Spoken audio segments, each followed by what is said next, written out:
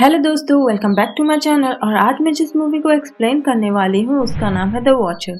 ये horror mystery film हाल ही में release हुई है और अगर हम इसकी रेटिंग्स की बात करें तो इसकी IMDb rating 5.7 stars out of 10 है। तो दोस्तों, अगर आपको मेरा मूवी एक्सप्लेनेशन वीडियो पसंद आए तो प्लीज से मेरे वीडियो को लाइक और मेरे चैनल को सब्सक्राइब करके मुझे सपोर्ट करें मेरा 1K सब्सक्राइबर फैमिली पूरा करने के लिए। तो देर नहीं करते और बढ़ते हैं मूवी एक्सप्लेनेशन की ओर।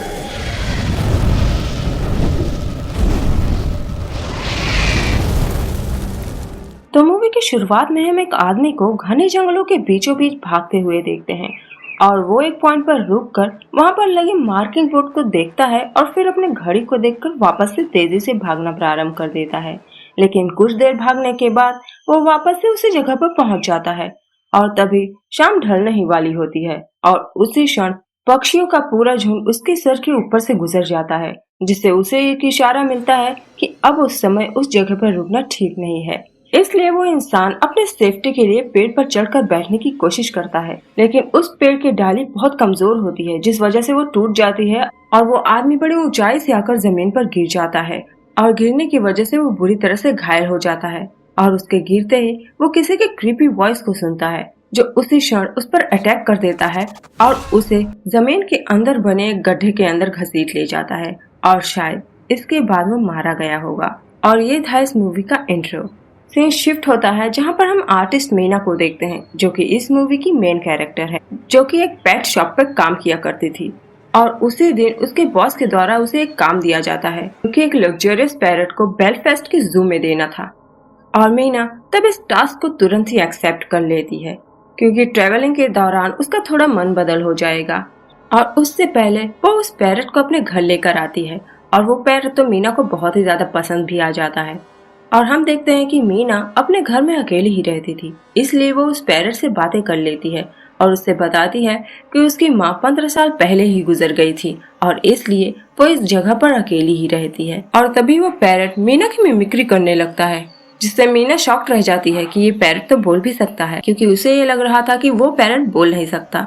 और क्योंकि उसी दिन मीना की माँ की डेथ एनिवर्सरी थी, मीना पब जाती है अपने गम को भुलाने के लिए ताकि वो उस सदमे से बाहर निकल पाए और वो वहाँ पर एक फेक आइडेंटिटी के साथ में जाती है। फिर शिफ्ट होता है जहाँ पर हम मीना को देखते हैं जो कि अब उस पैरट को जू तक पहुँचाने के लिए जा रही होती है और रास्ते में वो अपनी जुड़वा बहन लूसी के वॉइस मैसेज को सुनती है जो उनकी माँ की मेमोरियल सेरेमनी के बारे में उसे बता रही होती है, क्योंकि मीना उसे अटेंड करने नहीं पहुंची और न ही वो कभी अपनी बहन से और उसके बच्चों से मिलने जाती है क्योंकि वो अब भी अपने माँ के गुजरने के सदमे से बाहर नहीं आ पाई है।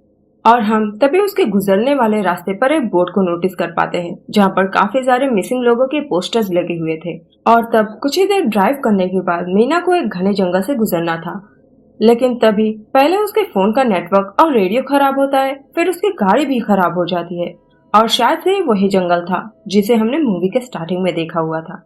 तब मीना अपने पैरट को लेकर गाड़ी से नीचे उतरती है और वो तभी अपने आसपास कोई हलचल से सुनती है और सोचती है कि शायद उस जगह पर कोई है जो उनकी हेल्प कर सकता है, इसलिए वो उस डायरेक्शन में बढ़ने लगती है।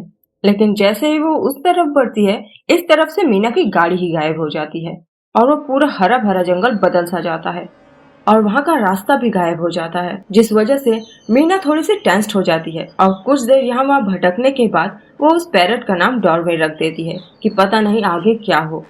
और फिर वो जंगल में आग जलाने का इंतजाम कर रही थी क्योंकि शाम ढलने वाली थी और तभी उसे वहाँ पर एक सफेद बालों वाली महिला दिखाई देती है और मीना जब उसकी हेल्प मांगती है तो वो भागने लगती है। मीना तब क्यूरियोसिटी में उसके पीछे भागती है और उसके पीछे भागते भागते वो पहुंच जाती है उसके बंकर में, जिसे वो लेडी कूक कहकर संबोधित करती है और वो तब मीना को उसके अंदर लेकर जाती है और दरवाजा बंद कर लेती है।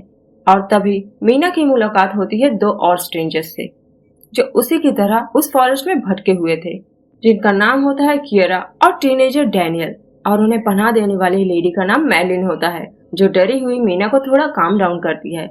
और तब मीना सहित सब लोग एक लाइन में खड़े हो जाते हैं एक कांच से बनी दीवार के सामने, ताकि वहां पर मौजूद एंटिटीज या मॉन्स्टर जो भी उन्हें कह लो उन्हें देख सके, जिसे मैरिलिन वॉचर्स नाम से संबोधित करती है। और वो तब मीना को देखते हैं और तालियां बजाने लगते हैं कि अब और एक मेंबर वहां पर आ चुका है उन्हें ज्वाइन करने के लिए और ये काम उन्हें हर शाम करना था वरना वो वॉचर्स उनका शिकार कर डालेंगे। और अगर जिंदा रहना है तो उनके रूल्स के हिसाब से रहना होगा। मतलब शाम होने से पहले उन्हें कूप के अंदर हाजिर होना होगा और वो ग्लास की तरफ पीठ कर नहीं सो सकते और उन्हें वॉचर्स के टनल से दूर ही रहना होगा। और उन वॉचर्स को कोई मतलब नहीं रहता कि वो सब दिन में कहीं भी जाएं, लेकिन शाम को उन्हें कूप में वापस से हाजिर ही होना पड़ता है। लेकिन मीना गुस्से के मारे दूसरे ही सुबह घर वापस जाने के लिए वहाँ से निकल पड़ती है, सबके रोकते हुए भी। लेकिन वो बेचारी तो नाकामयाब ही रहती है। तब मैडलिन आकर उसे वापस लेकर जाती है और वो तब मीना को समझाती है कि उन सब ने ऐसी ही नाकामयाब कोशिश करी थी। और वो मीना को बताती है कि इस फॉरेस्ट में लोग हेलुसिनेट करने लगते हैं जो किसी को भी पागल बना सकता है और वो सब इस फॉरेस्ट में उनका शिकार है। और अगर तुम शांत दिमाग से सोचोगे और समझोगे तो तुम इन लैंडमार्क के हेल्प से इस जगह को मास्टर कर सकते हो और उस लैंडमार्क को अगर पार करोगे तो कूप में वापस आना नामुमकिन है। और वहाँ पर उस लैंडमार्क को शायद एक प्रोफेसर ने फिक्स किया था काफी सारे स्टडीज के बाद।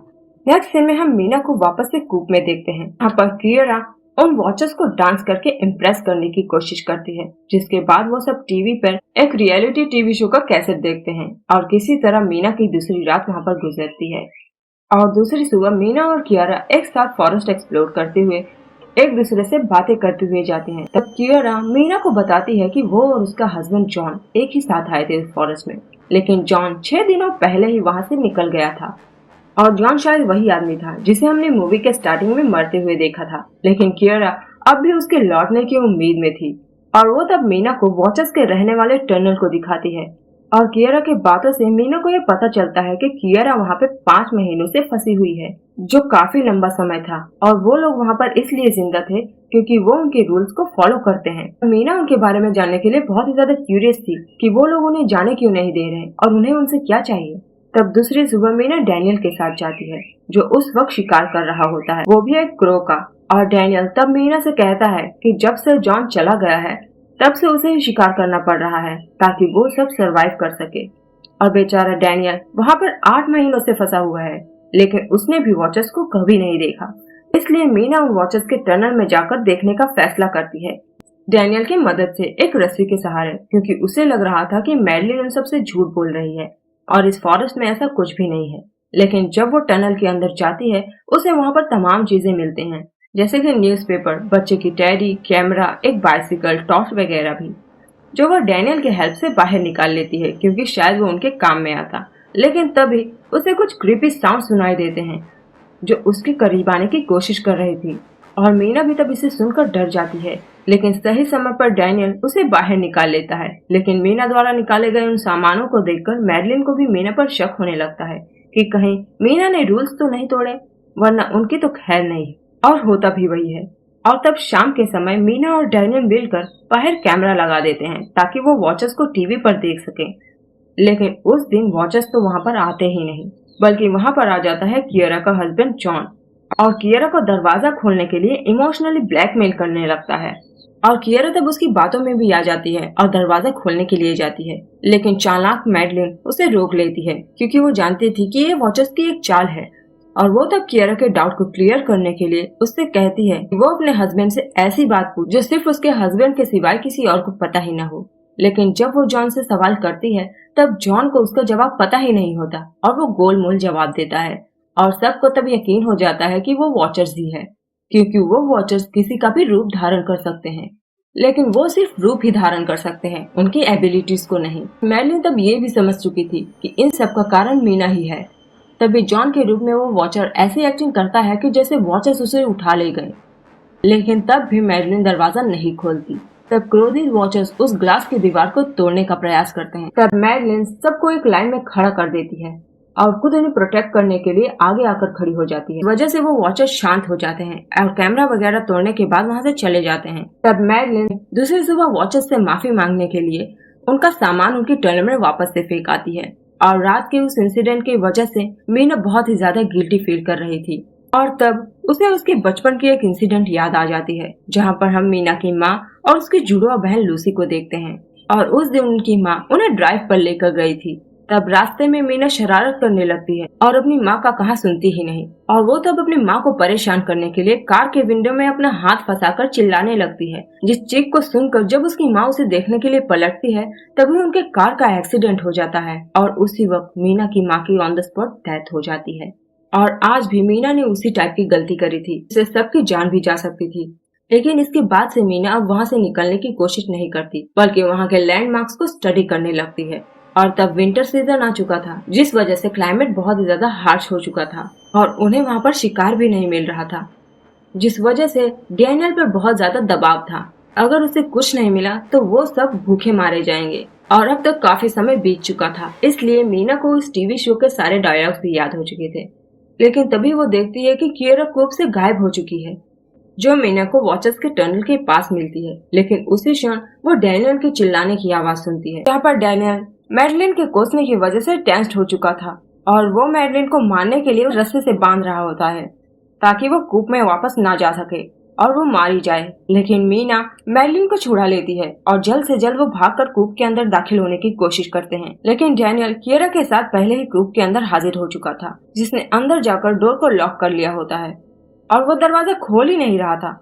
तब मैडलिन और मीना को एक जगह पर जाकर छुपना पड़ता है और मीना तब पहली बार उन वॉचर्स को अपनी आंखों से देख पाती है। और वो वॉचर्स नॉर्मल ह्यूमन से काफी लंबे होते हैं, जो काफी बड़े संख्या में वहाँ पर आ गए थे। और अगर उस वक्त मीना सांस भी लेती तो वो मारी जाती। लेकिन जब वो वॉचर्स कूप में सिर्फ 2 ही लोगों को देखते हैं तब वहाँ से निकल जाते हैं, मीना और मैडलिन के तलाश में। और उन्हें तब मौका मिल जाता है डैनियल को मनाकर दरवाजा खुलवाने का, जो काम मीना करती है और वो इसमें कामयाब भी रहती है और डैनियल आकर दरवाजा खोल भी देता है। अब तो वो काफी सारे रूल तोड़ चुके थे और उसका खामियाजा तो उन्हें भुगतना ही होगा, और इसलिए वो सब एक लाइन में आकर खड़े हो जाते हैं।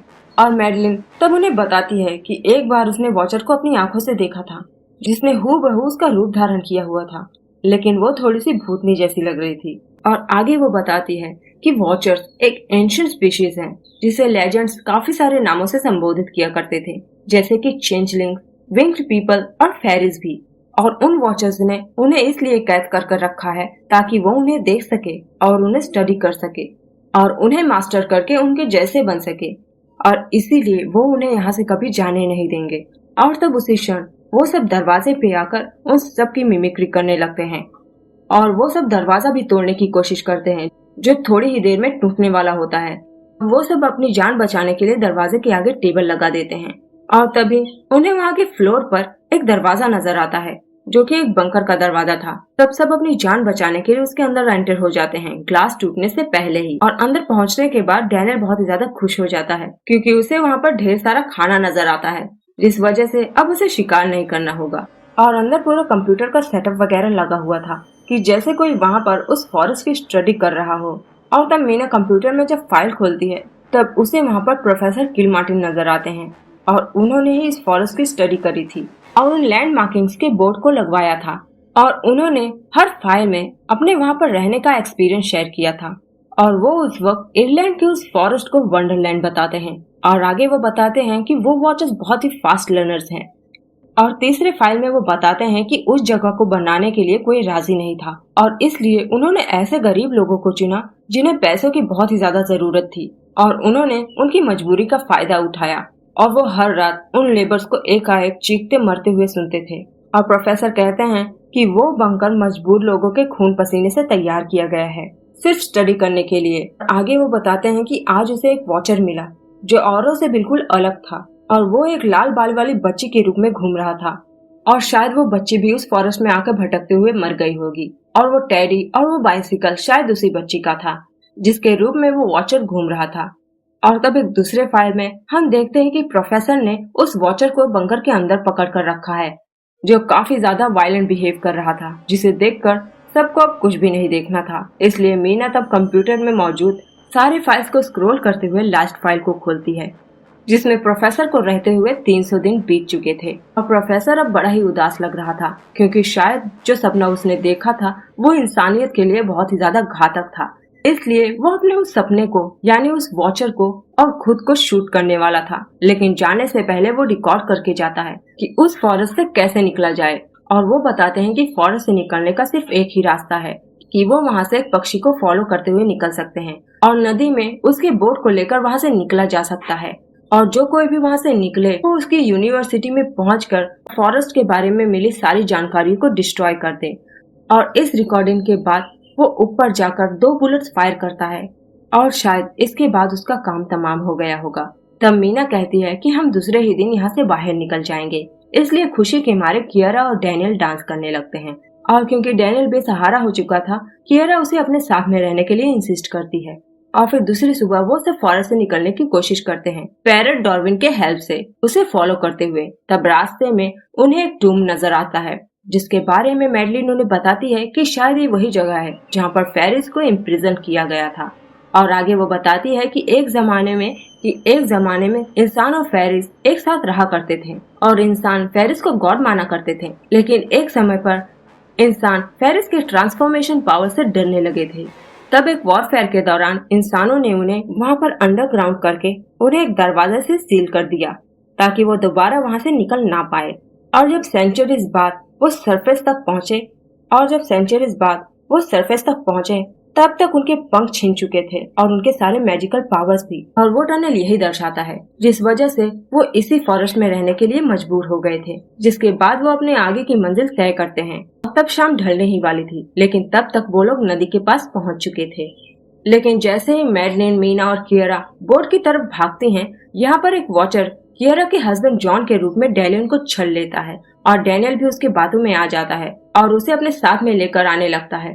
लेकिन इससे पहले कि कियारा डैनियल को ये रियलाइज करवा पाती कि वो एक वॉचर है, तब तक बहुत देर हो चुकी थी। और तब उस वॉचर ने पहले तो डैनियल के पैर को नाखून से चीर दिया और आगे उसके माथे पर एक निशान बनाकर उसके गले को भी नाखून से चीरकर उसे मार डाला। और तब मजबूरन सबको वहाँ से फॉरेस्ट छोड़कर जाना पड़ता है। और हम देखते हैं कि वो सारे वॉचर्स तो पहले जॉन के रूप में थे, लेकिन देखते ही उन सब ने डैनियल का रूप धारण कर लिया। सीन शिफ्ट होता है जहाँ पर हम मीना को देखते हैं और वो सब तब सुबह तक रिहायशी इलाकों में पहुँच चुके थे और आगे का रास्ता वो सब बस से तय करते हैं अपने अपने घर पहुँचने के लिए। और घर पहुंचने के बाद मीना नहाती है और नहाते नहाते उसे फिर से एक्सीडेंट की याद आ जाती है, जहां पर उसे याद आता है कि लूसी बुरी तरह से घायल है। और लूसी तब मीना से पूछ रही होती है कि उसने ऐसा क्यों किया। तब प्रेजेंट में मीना नहा धोकर प्रोफेसर की यूनिवर्सिटी पहुंच जाती है। तब वो देखती है कि उनके ऑफिस की चीजों को किसी ने छुआ तक नहीं था। और तब उसे उनके ट्रंक में एक टेप रिकॉर्डर मिलता है जिसके जरिए हम फेरिस की विलुप्त होने वाली हिस्ट्री को उनकी जुबानी सुन पाते हैं कि एक जमाने में फेरिस और इंसान एक साथ रहा करते थे और कुछ तो इंसानों के साथ संबंध भी बना रहे थे और उनके संबंधों से जो बच्चे प्राप्त हुए थे वो काफी ज्यादा स्किल्ड थे और उन्हें नाम दिया गया था हाफलिंग्स। और वो हाफलिंग्स एक पल में किसी का भी रूप धारण कर लेते थे, जबकि फेरिस को रूप बदलने में थोड़ा टाइम लगता था। और ये हाफलिंग्स उनका भी रूप धारण कर लेते थे जो मर चुके थे और उनके इन तुच्छ हरकतों की वजह से ही इंसानों को वो कदम उठाना पड़ा जिसका खामियाजा फेरिस को भी भुगतना पड़ा। और अब इसलिए वो फेरिस इंसानों को स्टडी करके उनकी जगह लेना चाहते थे, क्योंकि इंसानों ने हाफलिंग्स की वजह से सारे चेंजलिंग्स को भी जमीन के अंदर डाल दिया था ताकि उनकी नस्लें खत्म हो जाए। और लोगों का ये मानना था कि सारे चेंजलिंग्स खत्म हो चुके थे, लेकिन इसका कोई प्रूफ नहीं था। और तब उनके ऑफिस में मीना को कुछ फोटोग्राफ्स मिलते हैं जो देखकर वो बिल्कुल शॉक्ड रह जाती है और वो उन फोटोग्राफ्स और इन्फॉर्मेशन को लेकर सीधा कियारा के घर पर चली आती है और वो उससे सारी बातें शेयर करती है और उसे वो फोटोग्राफ्स भी दिखाती है। और यही इस मूवी का असली ट्विस्ट है, क्योंकि उन फोटोज में प्रोफेसर जिस औरत के साथ में है वो मैडलिन थी, प्रोफेसर की वाइफ, जिसकी मौत 2001 में ही हो गई थी लंग कैंसर की वजह से। और जो इतने समय से उनके साथ में थी वो वॉचर थी मैडलिन के रूप में। और ये वॉचर वही थी जिसे प्रोफेसर ने बंकर में पकड़ कर रखा था, क्योंकि शायद प्रोफेसर अपनी वाइफ मैडलिन को वापस लाना चाहते थे उसके जरिए उसे मैडलिन के बारे में स्टडी करवा के। लेकिन अंत में वो समझ गए थे कि वो वॉचर को भले ही मैडलिन का रूप धारण करवा सकते हैं, लेकिन उसका दिमाग और उसके फीलिंग्स तो मैडलिन जैसे कभी नहीं रहेंगे और वो किसी भी क्षण उन्हें चीट कर सकती थी और वो शायद सनलाइट में भी रह सकती थी। इसलिए प्रोफेसर ने उसे अलग बताया और इसलिए अब मीना उसे वापस भेजना चाहती थी। लेकिन जब वो किचन में जाती है वो बेसिन में काफी सारे कॉकरोचेस को देखती है जो वॉचर के वहाँ पर होने का इशारा था। मतलब कि इतनी देर से वो जिससे बातें कर रही थी वो असलियत में कियारा नहीं बल्कि वही चेंजलिंग वॉचर मैडलिन थी। और क्योंकि कियारा तो कार से अब उतर रही थी और जब मीना यह समझ जाती है तब उससे पूछती है कि क्या वो उन्हें मारने के लिए आई है। तब वो कहती है कि वो उनमें से एक बनने के लिए आई है और तब जैसे ही कियारा घर के अंदर एंटर होती है, वो चेंजलिंग अपने असली रूप में आकर सीलिंग से क्रॉल करते हुए कियारा के पीछे आकर खड़ी हो जाती है और तुरंत ही जॉन के रूप में चेंज होकर कियारा को हिट करके उसे बेहोश कर देती है। और फिर वो मीना की तरफ बढ़ने लगता है और कहता है कि तुम इंसानों की वजह से हमने इतना ज्यादा भोगा है। और क्योंकि मीना उनके सारे सीक्रेट्स जान चुकी थी, इसलिए वो मीना को खत्म करने पर आमादा हो जाता है। लेकिन इससे पहले वो मीना को थैंक यू बोलती है उसे उस फॉरेस्ट से निकालने के लिए, क्योंकि मीना की मदद के बिना ये नामुमकिन था।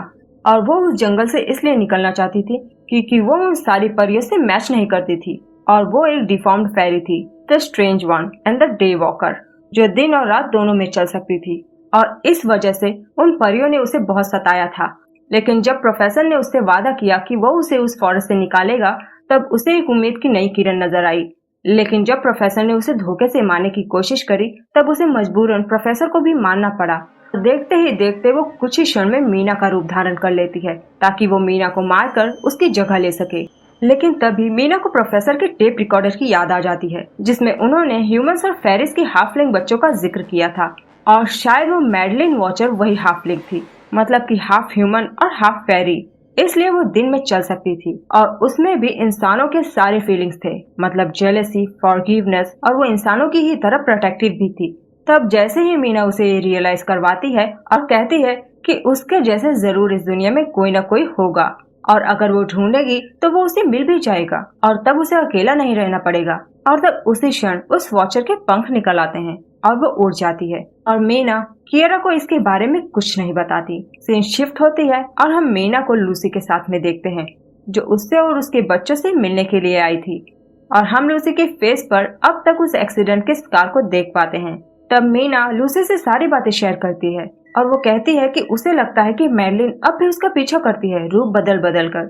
और कभी कभार तो उसे लगता है कि उसने एक बच्ची का रूप धारण किया हुआ है, जो बात बिल्कुल सच थी।